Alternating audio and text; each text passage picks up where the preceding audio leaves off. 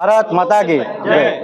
આજ રોજ બોડેલી નગરપાલિકામાં ચૂંટણી અધિકારીની અધ્યક્ષતામાં જે પ્રમુખ અને ઉપપ્રમુખ માટેની જે સભા યોજાઈ હતી એમાં ભારતીય જનતા પાર્ટી તરફથી મને પ્રમુખ તરીકેનું મેન્ડેટ મળ્યું છે। એમાં બોડેલી નગરપાલિકાના તમામ નગરસેવકો એ બધાએ સ્વીકારી લીધો છે।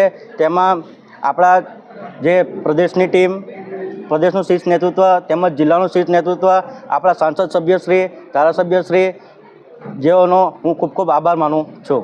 આગળના કામોને લઈને પ્રમુખ કોને વરણી કરવામાં આવી? શું પ્રમુખ પદે કોને, ઉપપ્રમુખ પદે? પ્રમુખ તરીકે મારું રાઠવા ઉમેશ કુમાર રામદાસભાઈ રાઠવા પ્રમુખ તરીકે નામ નોંધણી કરવામાં આવ્યું છે અને ઉપપ્રમુખ તરીકે પન્નાબેન વિજયભાઈ પટેલ।